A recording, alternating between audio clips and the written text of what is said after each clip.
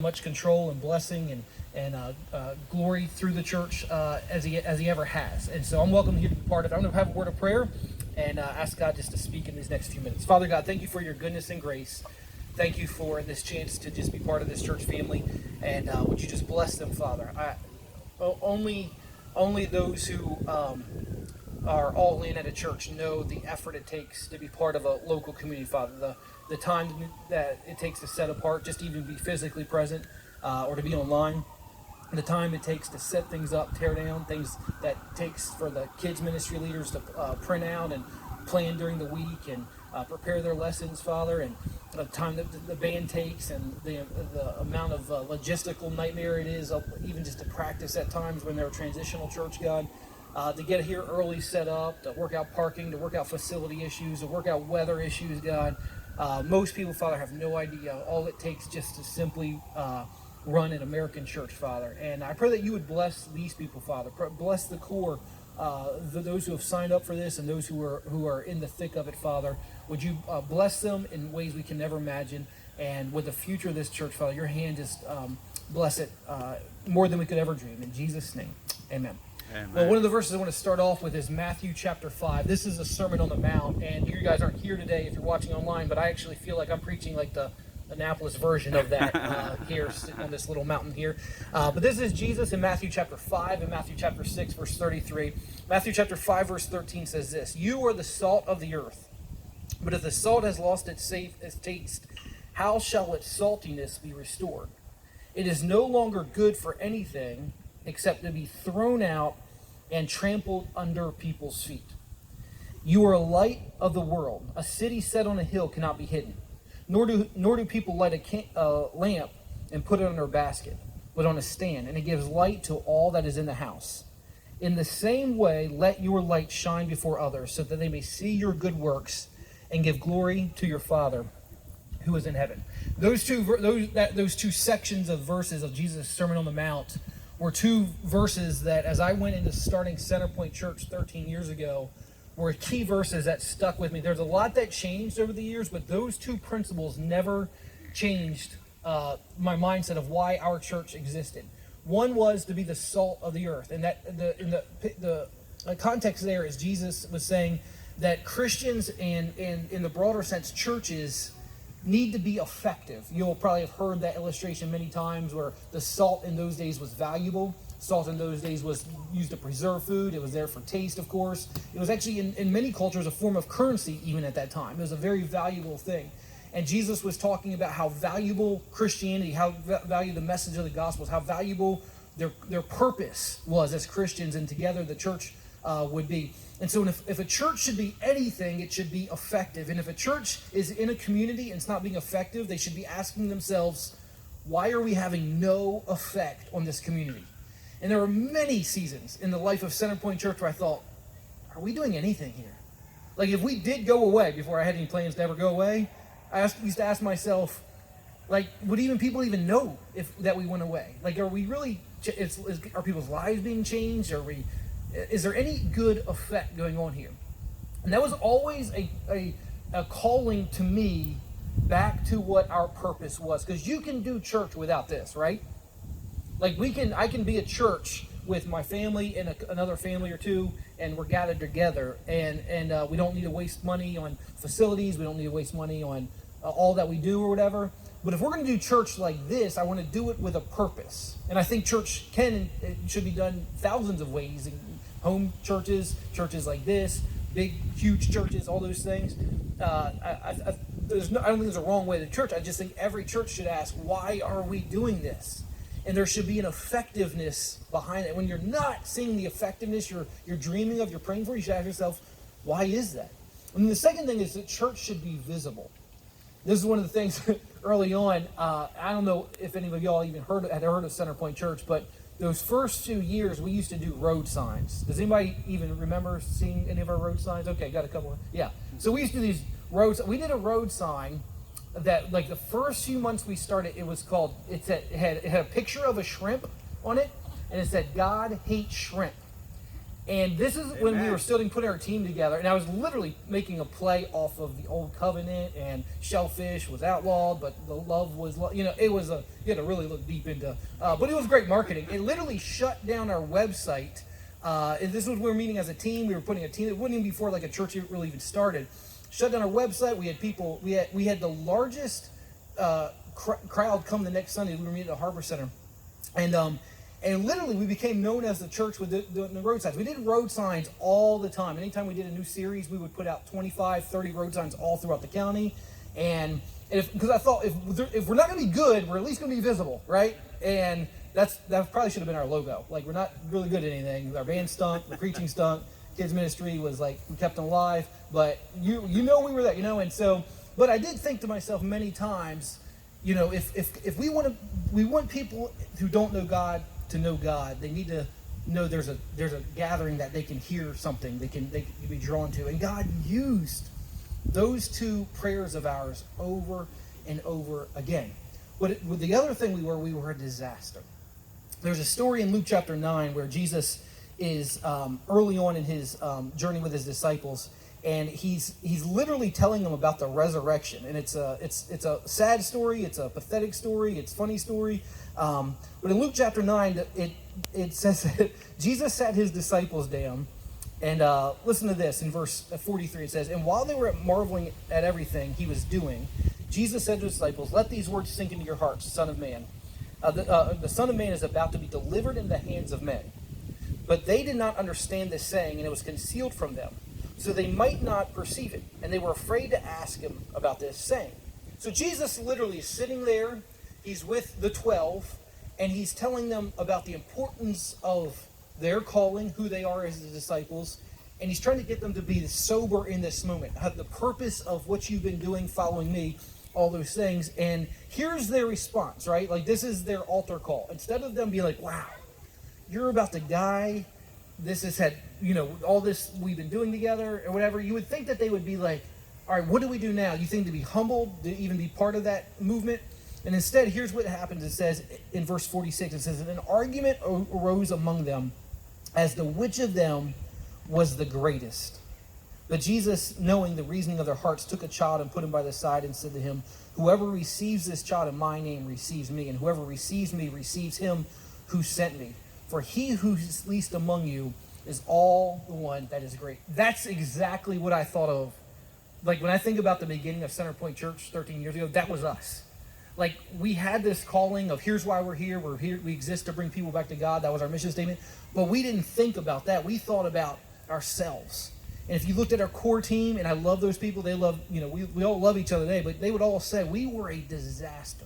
We were the 12 disciples that talk about the mission in God's kingdom.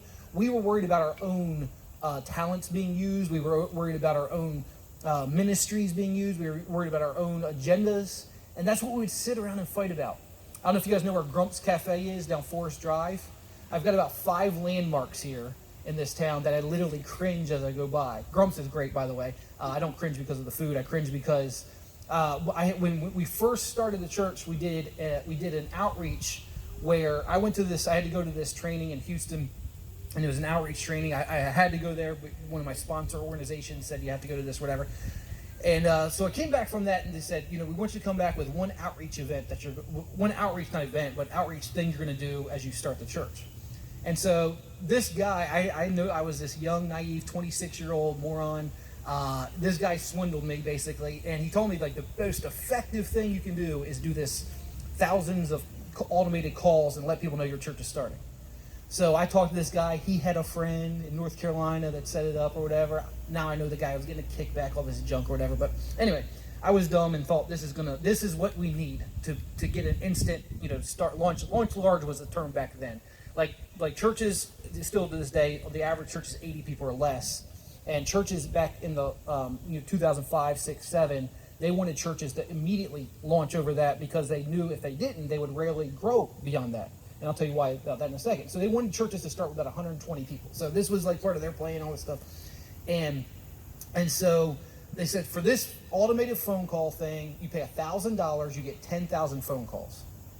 And so we looked, as our little team, we looked at our budget. We had $5,000 set aside for marketing, all that stuff, and we went all in. We said, forget the signs, forget all this other stuff, let's go all in. I led the way with it, but they were all on board. And so we made 50,000 phone calls all throughout the area. Well, I don't know if you remember what was going on in 2006, 2007, but that's literally when people were thinking, hey, we got these cell phones, why do we need landlines anymore, right?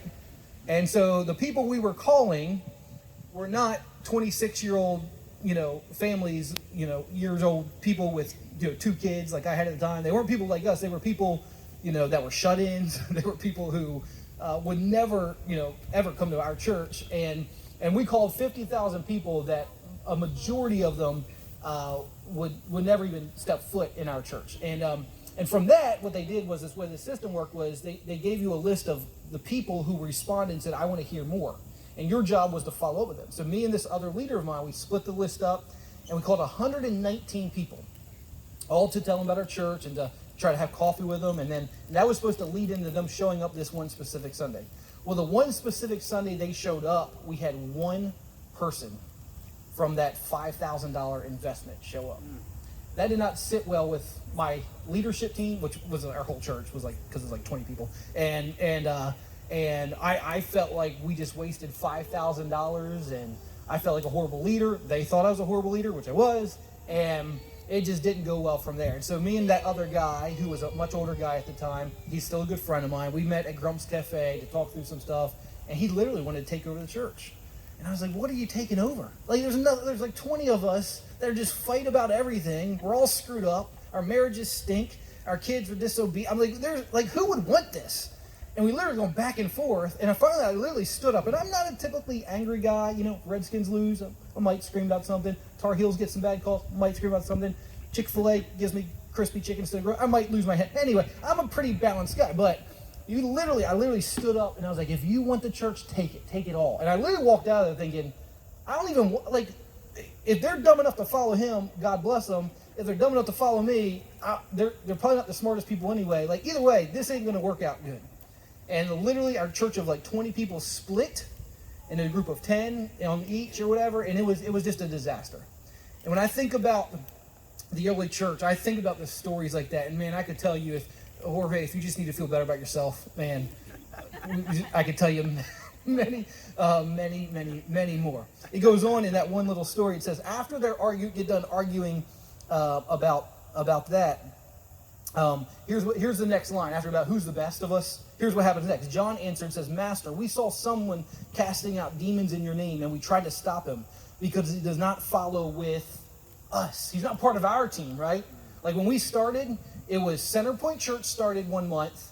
The next month, Revolution Church started, Pastor Josh, and Joey started right at the same time at Downtown Hope. There was 3 young white guys starting churches, and at one point we were all meeting within a half mile of each other.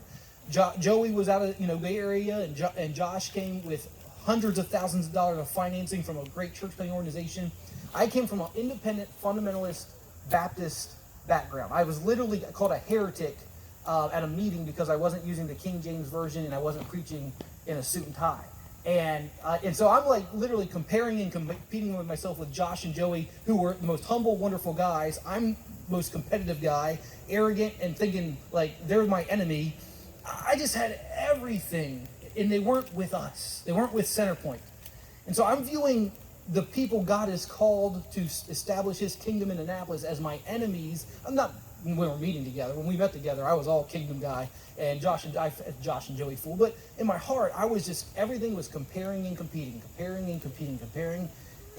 That's who what Centerpoint was in those early days. It wasn't pretty. It wasn't something I would even want to be part of now that looking back on it. Then the next thing goes from there. So starts with them having this debate, who's the greatest disciple. Then it's, hey, we don't like the other disciples out there because they weren't traveling in our midst.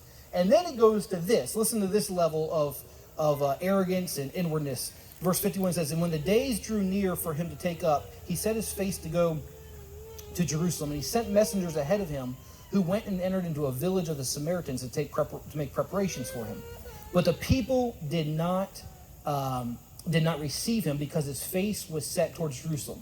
And when his disciples, James and John, saw it, they said, Lord, do you want us to tell fire to come down from heaven and consume them? Now, does that sound like, hey, love your enemies, do good to them? Now, these are the 12. These are the best of the disciples, apparently, right? And they're having an argument who the greatest is. They're making divisions with other disciples because they weren't traveling with them. And now they're going to a town that Jesus loved and wanted the gospel to go to, but that town rejected him. And the disciples' response is, hey, you want us to, we got these superpowers you kind of ordained us with. You want us to just strike these people dead right here? And Jesus is thinking, oh my goodness, you guys are going to be the foundation of the church, and this is pathetic. And what would we have done if we were a good leader, right? If you're a good leader, you say, okay, this ain't working, right? Jesus isn't a good leader because his closest disciples have missed every part of this message, right? Did you go through a church planning assessment? Yeah. Yep, right. So you go through these church planning assessments where they measure everything, your background, your everything, your preaching, your administrative gifts or whatever. None of these guys would have measured up to be American church planner. Their hearts were wrong. Their approach was wrong. Everything about them was wrong. Look at Luke chapter 9 and you think, man, going into Luke chapter 10, you're thinking Jesus is probably ready to shut this thing down, right? Let me read you Luke chapter 10, verse 1. It says, and after this, the Lord appointed 72 others. And that does not make sense to me. Because when I think about Centerpoint Church, man, I think about what a disaster we were. I mean, especially the early days. And God said, no, we're going to keep going. Because you're going to grow into your identity. You're going to grow into how God's going to use you. You're going to get it. You're going to see God do great things.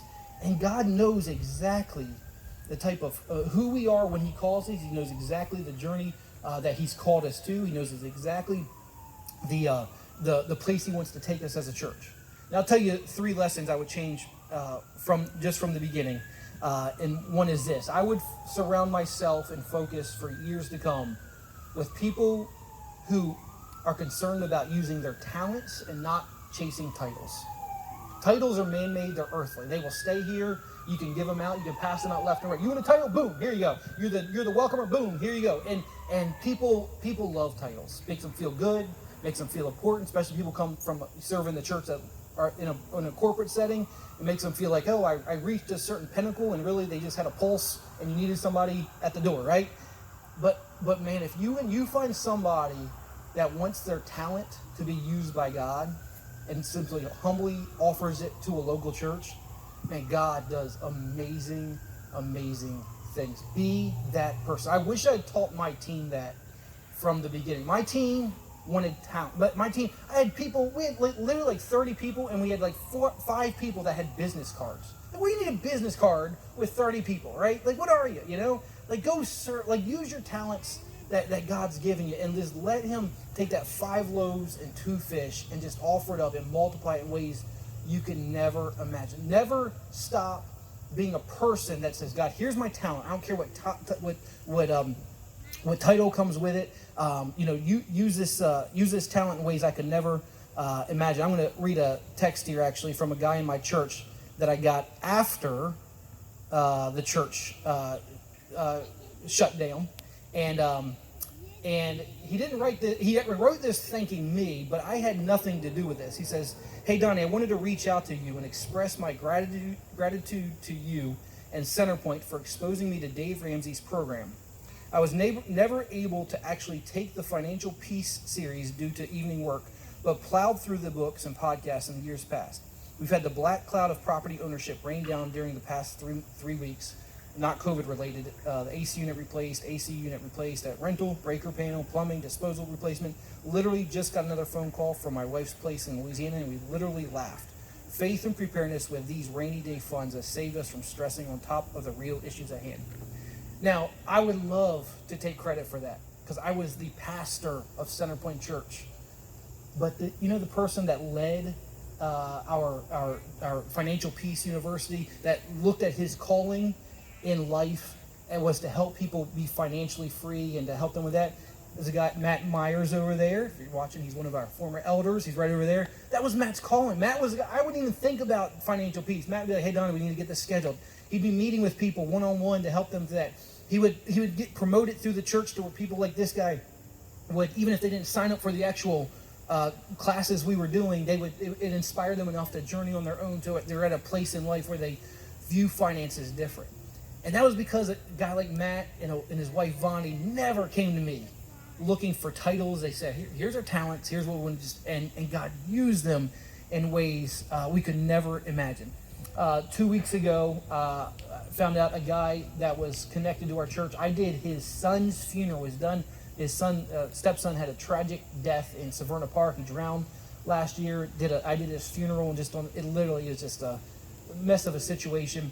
This guy had battled drugs all of his life, but had been coming to our recovery ministry. He had accepted Christ. I had the privilege of baptizing him about a year and a half ago, and found out that he died 2 weeks ago. And I can honestly say I never once had any part in our addiction ministry, which continues in a phenomenal way even now that our church isn't going on. Those people who ran that, they simply just say, "Here, we're here on Monday nights. We're here on Saturday nights. We're here on Sunday mornings as people, come to their altar saying, here, I'm battling this, and we're there to take them by the hand and journey with them." Those people, that man I truly believe, is in heaven today, even though he lost his earthly journey, the battle with addiction. I truly believe he had found the Lord and had peace with God, and he's in heaven because a group of people in our church said, this is what our gifting is. This is where our heart is. We want to see it, use it. They never once said, hey, we need business cards for every one of our leaders. They never went. They just said, can you give us some space? Can you carve out? Never once they said, can you buy? All they ever asked for, Ronnie, right, was Bibles. Can you buy us Bibles to give to the, literally. And the difference from what I saw in years 1, 2, and 3 of Centerpoint Church was people chasing titles instead of people offering their talents to God. And they end there, those last few years, as people just say, here's what I can bring to the table. Be that type of church. And then the other thing is I would be a holistic church. So church nowadays is so programmed to be professional, right? Like you can literally program God into showing up. This is where that we did the 2 songs, and God showed up, was supposed to show up halfway through song 1 at this crescendo, right? And we get the music right and all this stuff. I would love to have been a pastor in the 1800s, like Charles Spurgeon days, where literally you just show up. You ride your horse to church, right? And there's no kids ministry, there's no sound system, there's no lighting, there's no TV to be compared to. Like you're such a bad preacher that people are literally watching Joel Osteen while you're preaching. I know they did that. And like back then, like running a church was gotta be the easiest thing in the world now. Now you got a set up and tear down. Now you've got life groups to run. It doesn't matter if you're a church of 40 people or 400 people. And by the way, I had the privilege of pastoring all sizes through that journey at Centerpoint Church. It's easier as you grow. If you can pastor this, you can pastor 4,000 people. That's easier. You're insulated. You feel everything right now. I remember what it was like to go on Sunday mornings at the Harbor Center, at the movie theater, the Bowtie movie theater, just hoping one person would show up. I'd be waiting at the door until we were about to start, and nobody's showing up a number of times, and but you still set up the kids ministry just in case. You still set up a sound system, acting like people need to hear you, and just your wife there on the front. It's hard, and running a church in America in 2020 with a pandemic. Man, I literally can't imagine. And if God's called you to this, God's got great things. And if you literally have made it a year through a pandemic, you got a great future from here on out. But I would focus on a holistic approach where I would have the kids. I loved what Sarah did with this. This is what I made the mistake so often. It's thinking this and turn it into a performance. I'd have the kids involved. I would have reading scripture. I would have the kids singing as much as possible. I'd have the kids. I would have awkward moments all the time. I wouldn't worry about transitions. I wouldn't worry about this stuff's important. The technology's important, but man, I would really make sure everybody that wanted to be part of worshiping Jesus in a gathering, we found a way to include them in that. That's a big mistake I was drawn into, and always fought through the whole existence of Centerpoint. And then the last thing is this, and I wouldn't spend as much time trying to convince people of how bad they are as I would of showing them a path of God's grace. Man, we had many addicts come to Centerpoint Church, and I used to think, man, I got to convince those people that alcohol is ruining their life, or sex is ruining their life, or drugs is ruining their life. Those people knew. Those people knew. If they were there on a Sunday morning, they knew. I didn't have to convince them that I did. What I should have spent more time doing is showing, here's God's path of grace. Here's the deliverance. I'm not saying don't call sin sin by any means, but typically if somebody's coming to a place they don't know, sitting in a setting like this, they're ready to receive what you're giving them. They don't need to be beat up more. They need to know, how do I get out of this? That's why I'm here. Like, I know my marriage stinks. I know this, the way I'm doing things is wrong. How do I do it the right way? I wouldn't beat people up, man, over money. I would show them, here's how you, I would preach a path of grace so much more. So as you guys set up the systems for this next season, and this is a new season of the Access Church, think about the people that you want God sending you. And if God has sent them to you today, how would you help them get to the place that God has called them to go?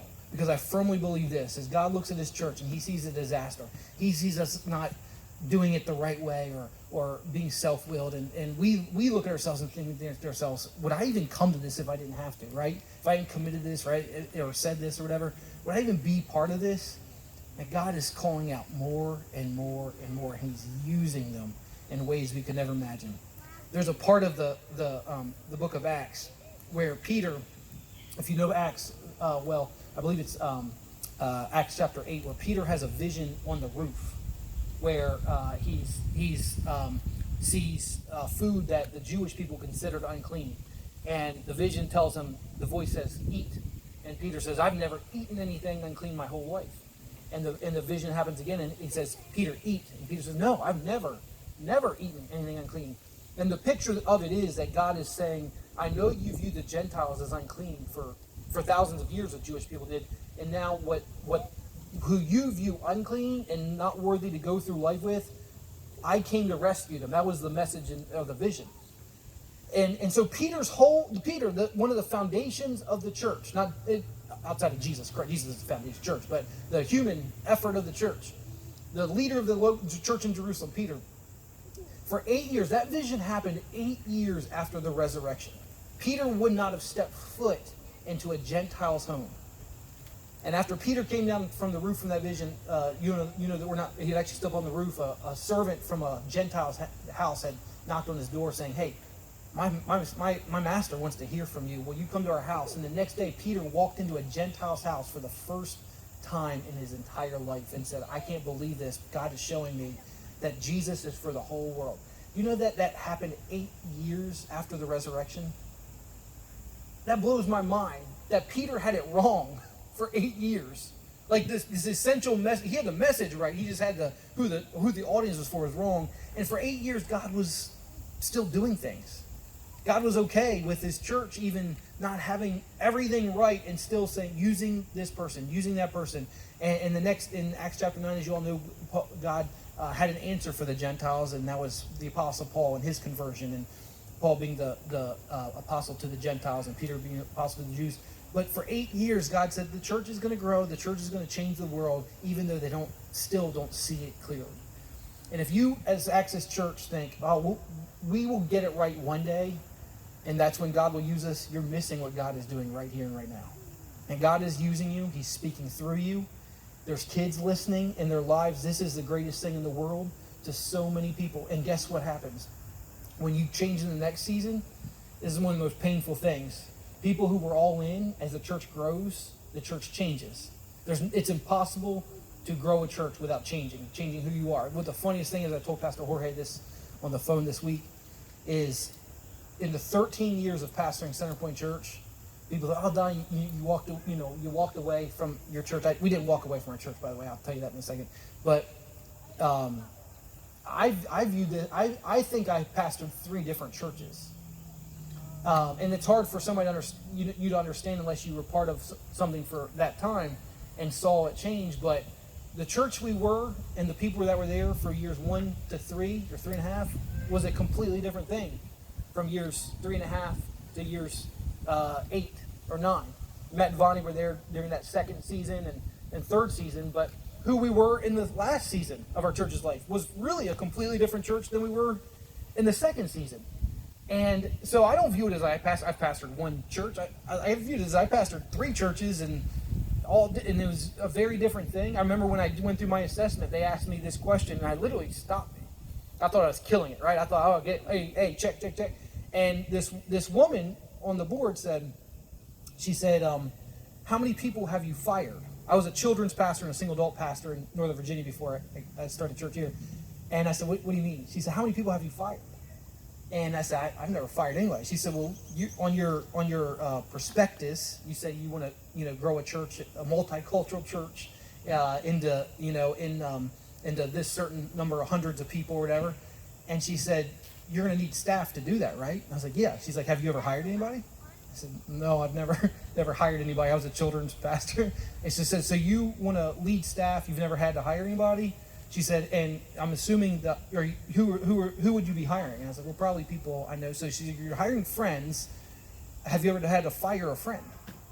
And I was like, I know, that doesn't sound very fun. She said, you do realize, like, you're going to have to hire and fire people, and it's not going to be a pretty pleasant experience. And she said, this looks great on paper, right? Hundreds of people and this multicultural stuff. She's like, do you know the pain that you're going to have to go through to get to this? And it literally stopped me in my tracks of no, I actually hadn't thought about the pain of this. And I tallied it up in the last few weeks at Centerpoint. It was over 25 staff members during the 13 years. It was 3 firings, friends. And it was tough. And when you go into things like this, you think about the good, but you don't think about the cost of what it takes to see God do at times. And here's the calling of a local church, is to be the best disciples God's called us to be. Our salvation came through Jesus Christ's death on the cross, right? Amen to that? To be a Christian means you accept Jesus' sacrifice. To be the disciple means you offer a life of living sacrifice, right? Now it's your turn. You can be a Christian without sacrifice. You cannot be a disciple without sacrifice. And as you think about the journey God's called you to with Access Church, and I hope everybody that is at Access views themselves as called to this. That's another big mistake I made, is I thought Donnie's called to this, and you all are kind of here helping Donnie with his vision. Man, I would have made sure from day one that people understood, if you're part of this church, you're called here just as much as I am. And people got that at the end, but I didn't understand that capacity from the beginning.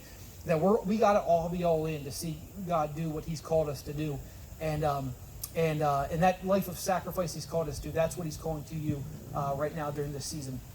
As you look back, as you're going to grow, and there's growth seasons as a church, 40 people, 80 people, 120, 150. It kind of grows from there.